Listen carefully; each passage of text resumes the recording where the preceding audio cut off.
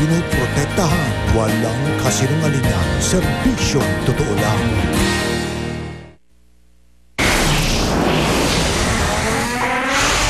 Saksihan! Mahigit 11 milyong pamilyang Pilipino nagsabing mahirap sila batay sa survey ng SWS. Banggaan ang AUV at tren sa Candelaria, Quezon. 3 patay, 9 sugatan. Driver ng tren nasa kustudiya na ng pulisya. Matapos mapalaya ang Panamanian diplomat na inireklamo ng rape, Senador Tito Soto pinasisipak o pinagbibitiw ang ilang opisyal ng DFA. OFW na nakuryente sa Saudi Arabia, umaapela ng tulong para makauwi sa Pilipinas. Sa pagbubukas ng klase sa Hunyo, bagong kautusan ng DepEd sa mga guro, bawal ang nakasimangot. Pamumula ng kalangitan tuwing dapit hapon, ano kaya ang ibig sabihin? Mga tourist spot sa Rodriguez Rizal na tinutulungang patakbuhin ng komunidad, tampok sa Barangay Saksi. At sa Showbiz Saksi, pambato ng Pilipinas, first runner-up sa 2012 Miss Teen Universe.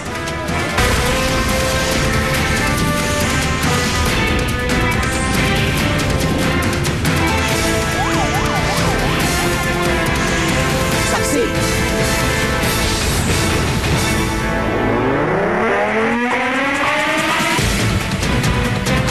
Mahigit 11 milyong pamilyang Pilipino ang nagsabing mahirap sila batay sa pinakabagong survey ng Social Weather Stations o SWS. Giit naman ng Malacanang, umaaksyon sila para tugunan ang problema sa kahirapan. Saksi si Ivan Mayrina.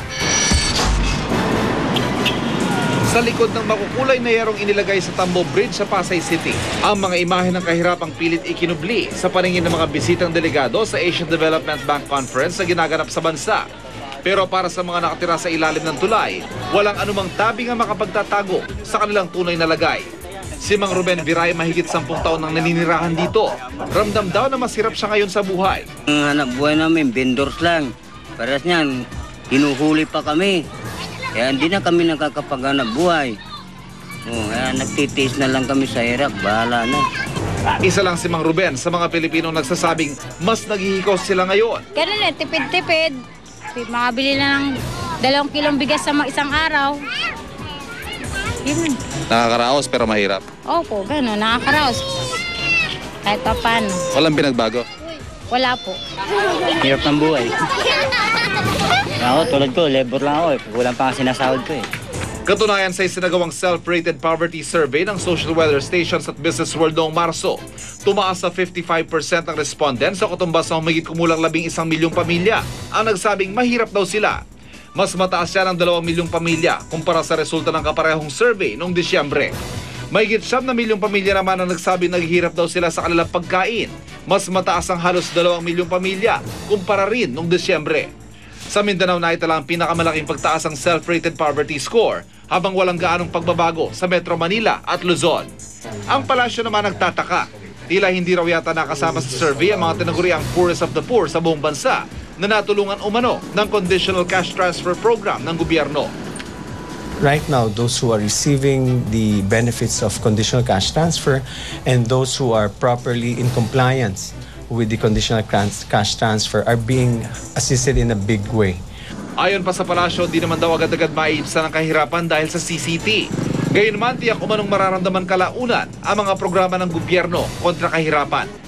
Pero ang mga tulad ni Mang Ruben na ang karukha ay pilit pang pinagtakpan. Ang bawat araw ay kapit sa patalim na nalalampasan. Ako si Ivan Mayrina, ang inyong saksi. Palagim na aksidente sa Candelaria, Quezon. 3 ang patay habang 7 masugatan sa salpukan ng AUV at tren. Hawak na rin ng mga pulis ang driver ng tren para sumailalim sa investigasyon. At live mula sa Candelaria, Quezon, saksi si Ian Cruz. Ian. Yes, Igan, hanggang sa ngayon nga ay wala pa ring linaw kung kailan may uuwi sa Cavite ang 3 nasawi sa bangga ng isang sasakyan at tren dito sa Candelaria, Quezon. Tila pinagsakloban ng langit at lupa si Ruel Bolus nang makitang wala ng buhay ang 5 taong gulang na anak niyang si Nicole sa morgue ng United Candelaria Medical Center. Isa si Nicole sa 12 taong sakay ng Toyota Innova na bumangga sa tren ng PNR kaninang madaling araw dito sa Candelaria, Quezon. Base kasi sa sasabi ng mga pulis, gano'n nga, wala daw signage na tulad ng mga napapanood ko rin sa TV na may kakulangan talaga. Kasi kahit ako napapadaan kami dyan, bumabiyahe kami. Actually, riders kami ng motor. So, yung last time na pumunta kami dito rin mismo, yung isa naming kasama, na-aksidente rin dyan sa release niyan. Bukod kay Nicole, patay rin ang mga kaanak nilang sina Paula at Nancy Karasig. 9 naman ang sugatan, kabilang ang ina at 2 kapatid ni Nicole, gayon din ang van driver na si Jonathan Agati. Ano masakit sa'yo? Ulo. Ano pa?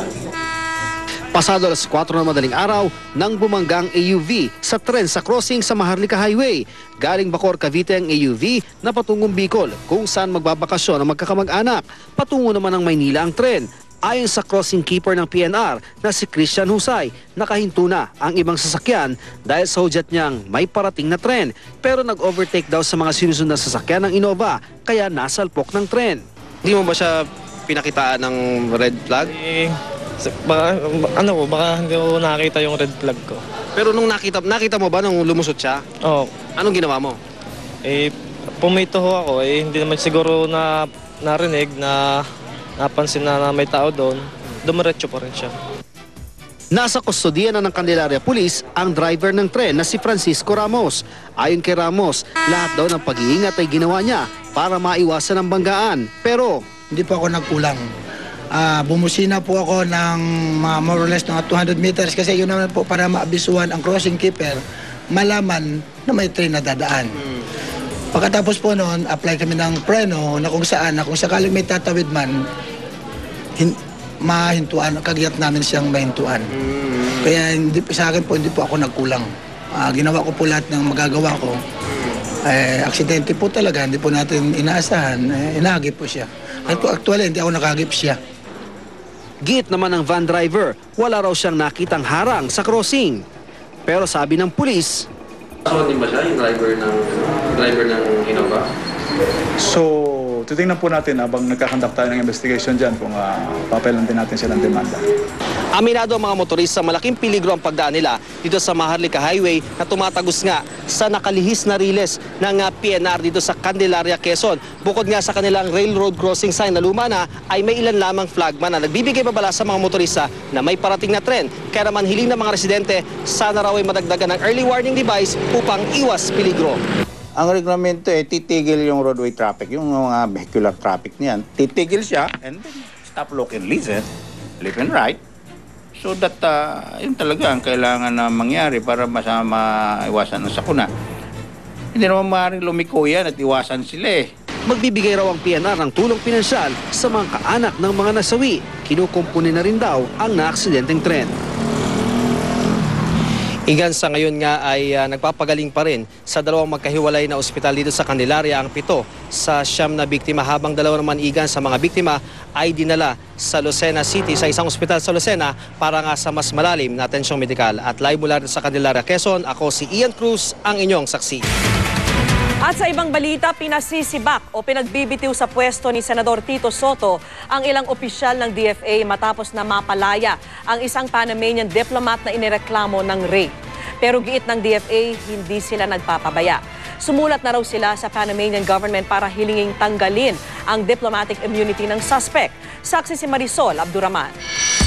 I would file a resolution asking that these people in the Department of Foreign Affairs either resign or be fired by the President.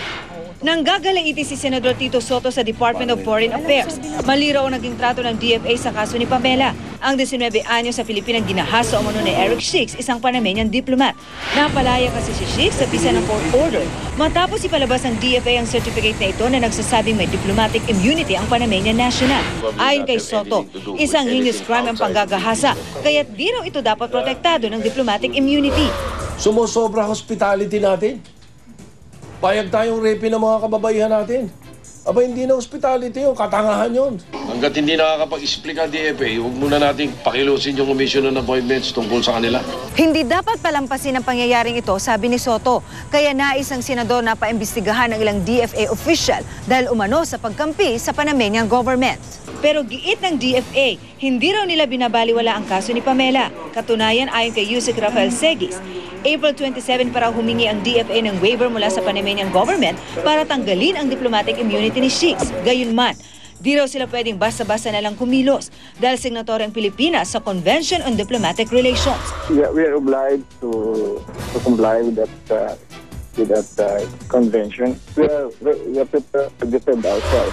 Pero ang abogado ni Pamela gustong makasiguro at personal pang nagtungo kanina sa DFA. I'd like to secure a copy of the request ng DFA daw para sa waiver ng accused. So ayun yung talaga ng salit-salita. Syempre po. Kasi isa po ito sa mga bagay na ipipresenta natin sa husgado.